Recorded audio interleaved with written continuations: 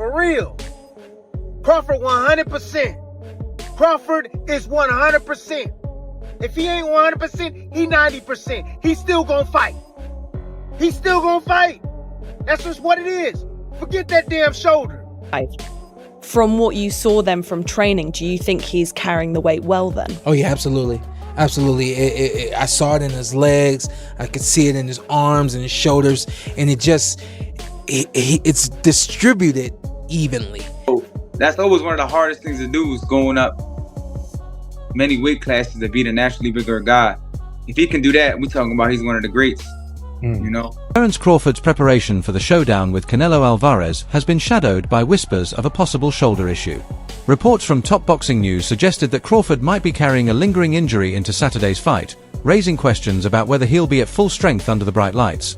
However, former champion Timothy Bradley quickly poured cold water on that speculation. In his eyes, unless you're inside Crawford's camp, nobody truly knows what's happening behind closed doors. Bradley stressed that come fight night, Crawford will be ready, injury or not. Even if he's less than 100%, Bradley believes Crawford's skill set, mindset, and grit will allow him to push through any adversity. By brushing off the injury rumors, Bradley reinforces the image of Crawford as a fighter who doesn't make excuses, someone who steps into the ring fully committed, no matter the circumstances. You already know the rest. F that damn shoulder. We don't care about that shoulder. We don't care about that shoulder.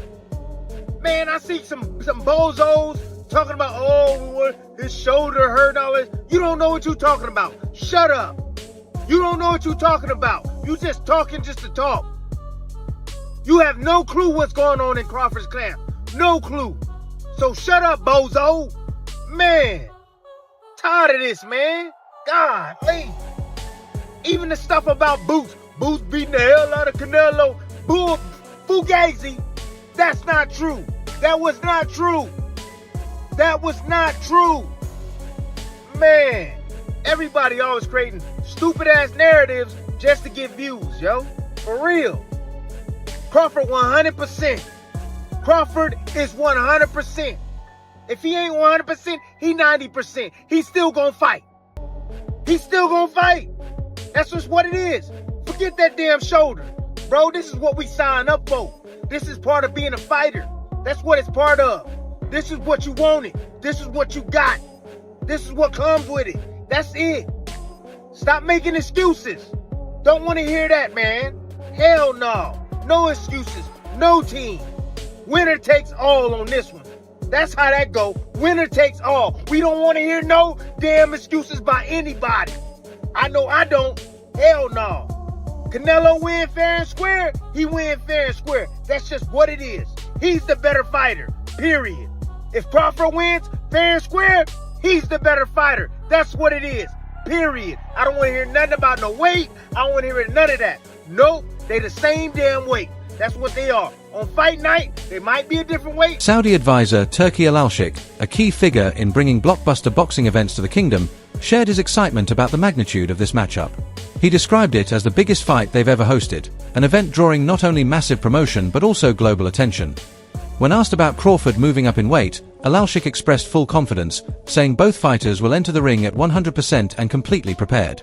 His remarks reflect the professional setup surrounding this super fight, ensuring that neither Canelo Alvarez nor Terence Crawford will have excuses when the bell rings.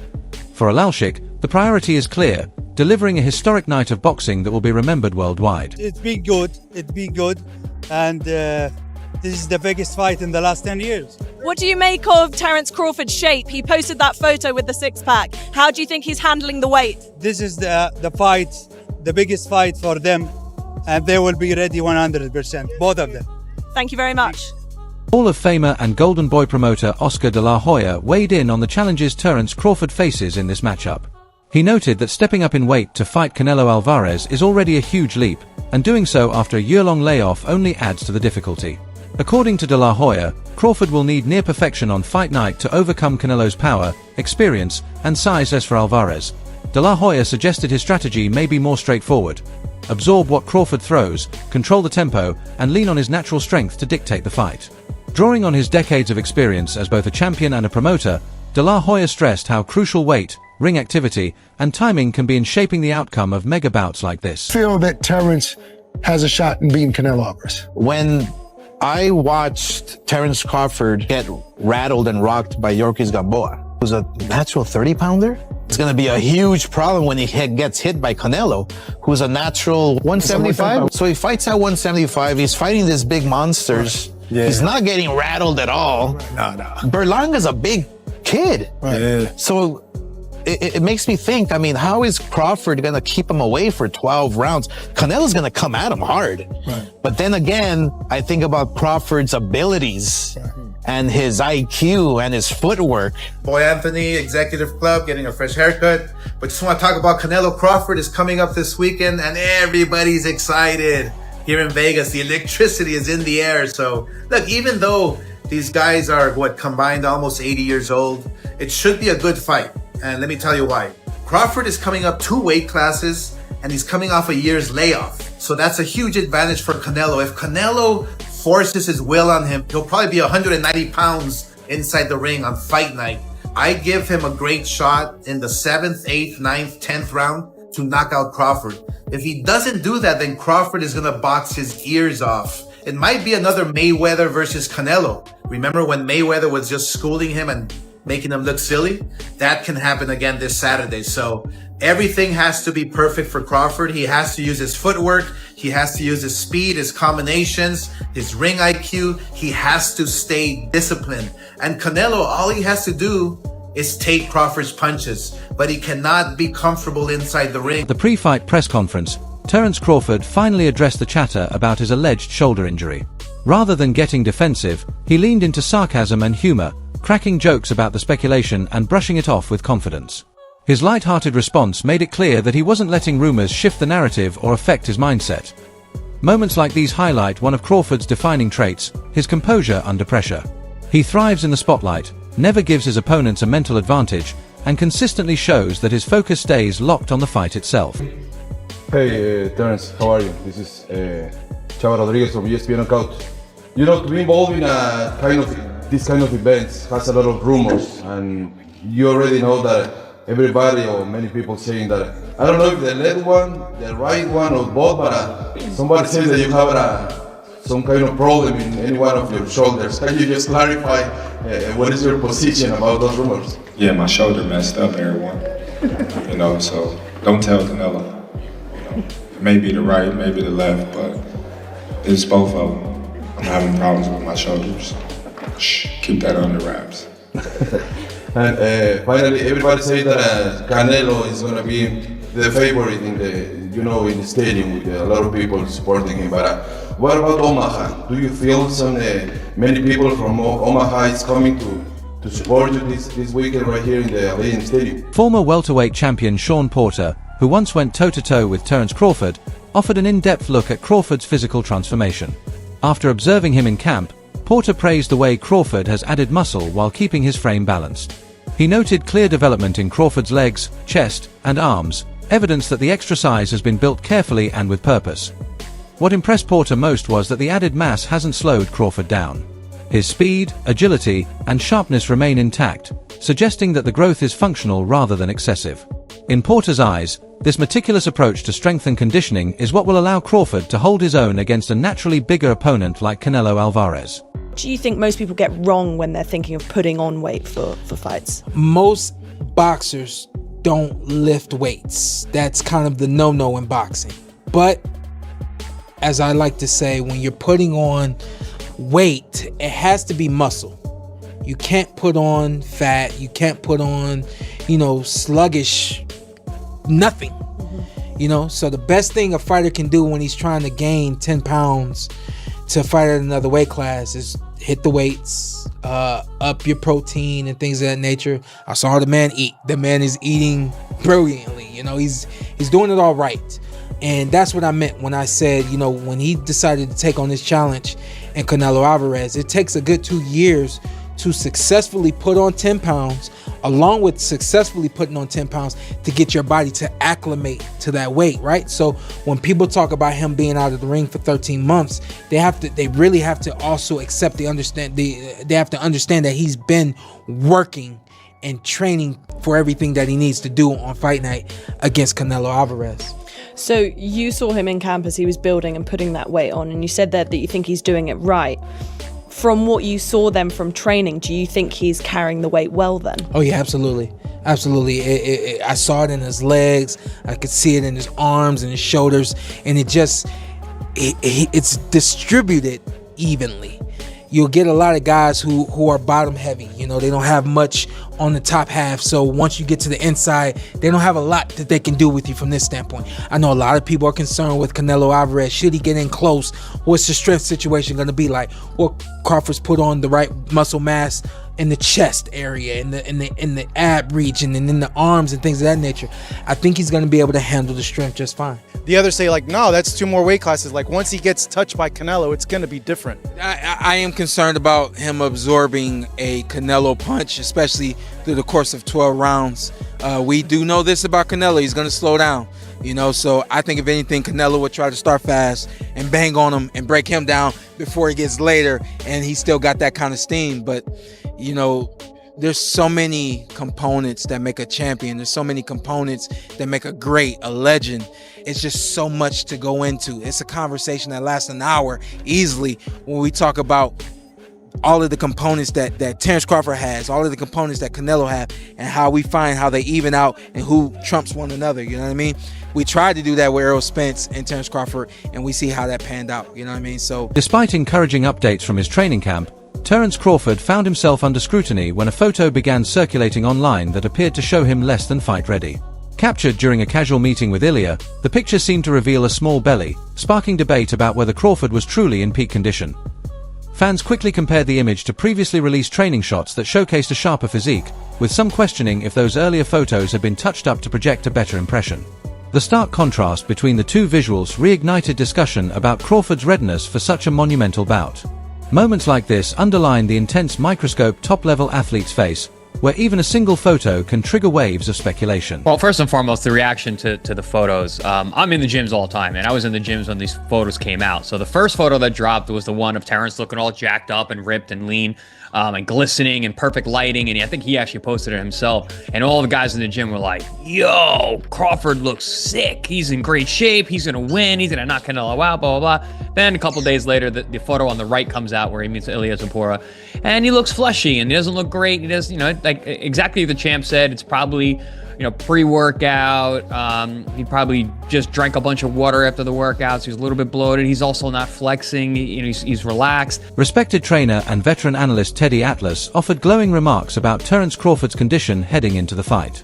In Atlas's view, the recent photos of Crawford show a fighter who looks scary, both in physique and presence, signaling that he is primed for a career-defining performance. Atlas reminded fans that he picked Crawford to win from the very start and sees no reason to change that stance now. For him, the Real edge lies not only in Crawford's physical shape, but also in the intensity and determination he radiates. Atlas emphasized that this blend of discipline, hunger, and focus is often what separates good fighters from great ones. Coming from someone known for blunt and uncompromising analysis, Atlas's endorsement carries weight. His belief that Crawford's mindset and preparation could be the deciding factor adds even more intrigue to this already historic showdown. Proposed, where a lot of people poo-pooed it. No, Crawford's too small. Forget about it. Doesn't make sense. When it was going through those times, I didn't hesitate. I said Crawford. I'm not changing now. I see. Listen, both guys have gotten older. I don't know. I hope it's not. And I'll put the disclaimer out there first. I'm not poo-poo. I'm not raining on anyone's parade. I think it's a very interesting fight, and I hope it's a great fight. And they're making it so big. They're really bringing everything out for this fight. You know, Dana White, his first involvement in boxing, in a promotion of a fight like this.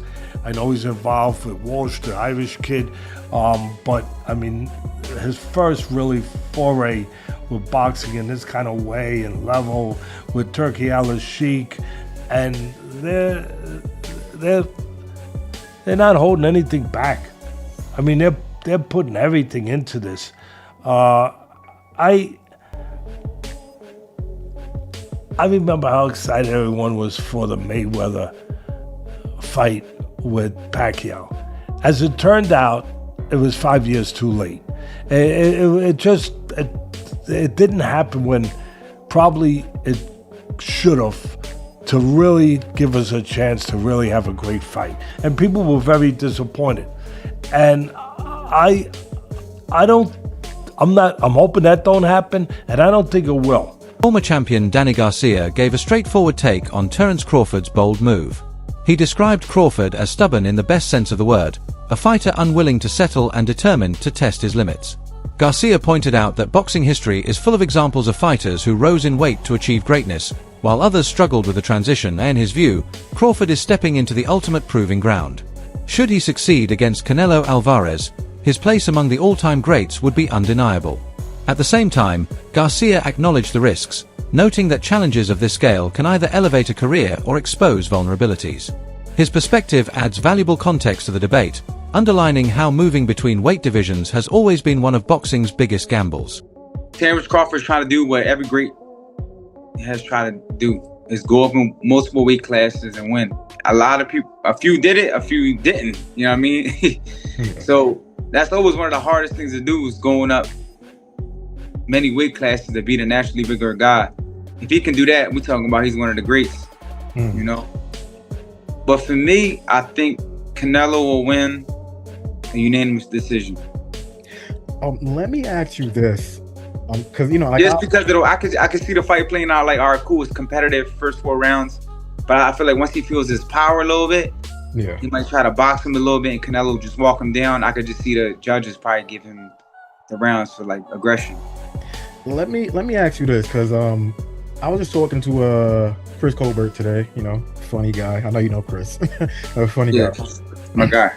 And you know, like, we was talking about the fight and stuff like that, and you know, we're talking about Canelo's power, but I'm more so interested in seeing how Crawford's legs look in like round 7, 8, 9. When you're putting on all that extra weight, all that extra muscle, do you think that could bother him a little bit? Even sparring in the gym, when you spar like naturally bigger guys, yeah, that's tough. Because I was doing that for my last fight. And no matter, even when I got down to even when I was 160, I still look more like a welterweight. You know what I mean? Because my body frame, my body type. You know what I mean? Yeah.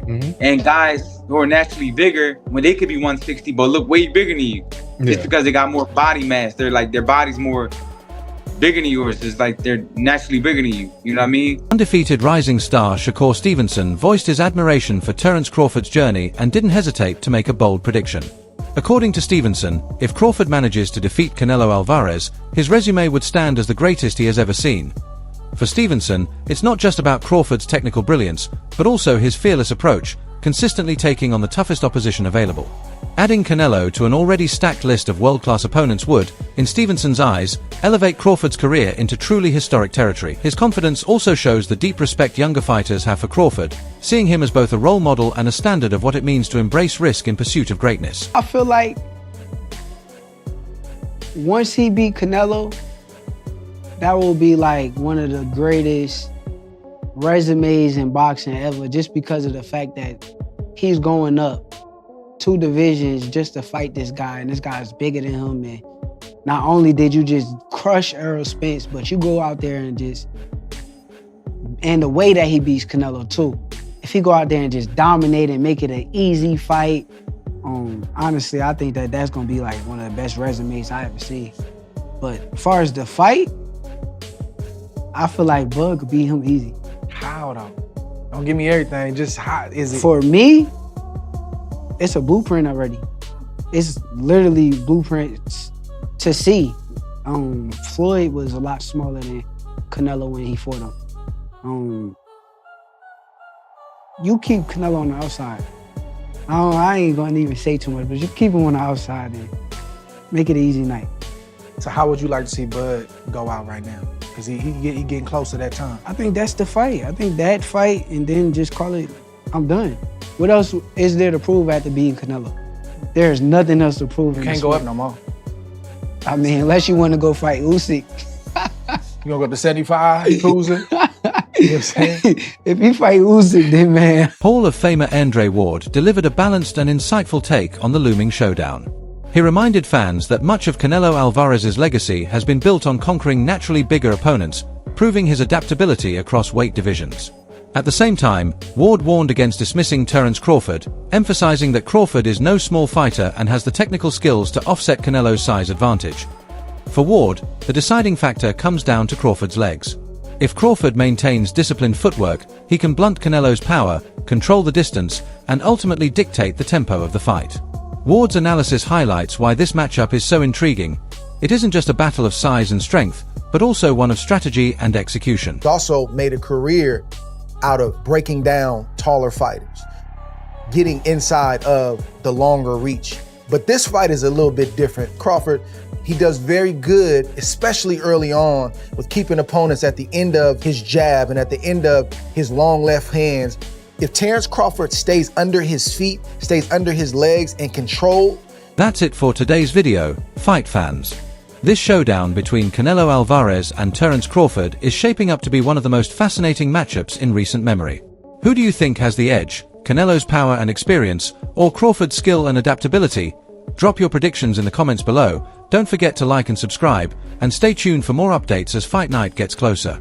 Until next time.